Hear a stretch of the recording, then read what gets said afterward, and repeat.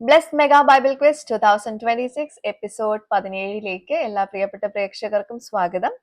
ഇന്നത്തെ പോർഷൻസ് പുറപ്പാട് 15 മുതൽ 18 വരെ, മത്തായി 17 അധ്യായത്തിൽ നിന്നുമാണ് ക്വസ്റ്റ്യൻസ് ഉള്ളത്.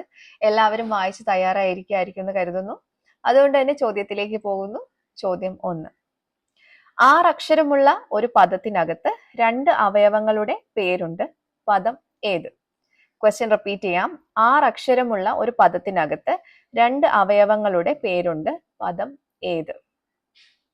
രണ്ടാമത്തെ ക്വസ്റ്റ്യൻ, പുറപ്പാട് പുസ്തകത്തിൽ പാഠഭാഗത്ത് പറഞ്ഞിരിക്കുന്ന വാക്കുകളുടെ അർത്ഥങ്ങൾ എഴുതുക. ഓക്കെ, വാക്കുകൾ ഇതാണ്: ഒരു ഇടങ്ങഴി, പറ, മസ, മെരീബ, യഹോവാനിസി.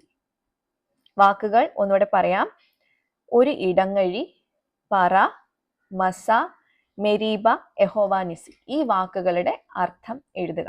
നിങ്ങൾ ശ്രദ്ധിക്കേണ്ടത് അതിന്റെ റെഫറൻസ് കൂടെ ചേർത്ത് വേണം ഉത്തരം അയക്കാൻ കേട്ടോ.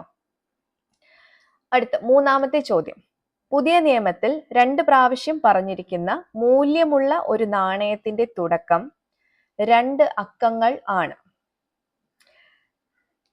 നാണയം ഏത്? അക്കങ്ങൾ ഏവ? ക്വസ്റ്റ്യൻ റിപ്പീറ്റ് ചെയ്യാം.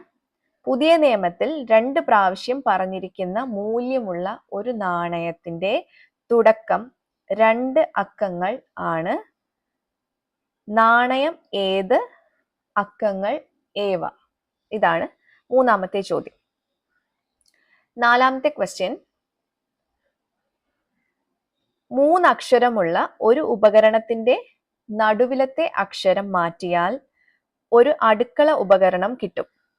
എന്താണ് ആ 3 അക്ഷരമുള്ള ആ ഉപകരണം? ക്വസ്റ്റ്യൻ റിപ്പീറ്റ് ചെയ്യുന്നു.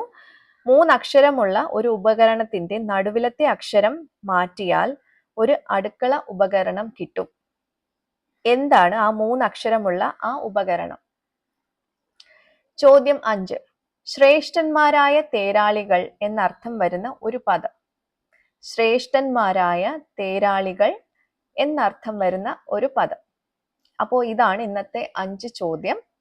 വേഗം നിങ്ങളുടെ ഉത്തരം താഴെ കാണുന്ന വാട്സപ്പ് നമ്പറിലേക്ക് വിത്ത് റെഫറൻസ് അയച്ചോളൂ.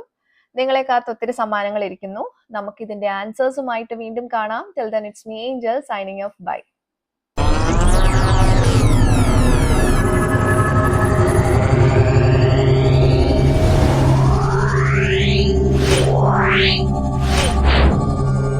Yeah.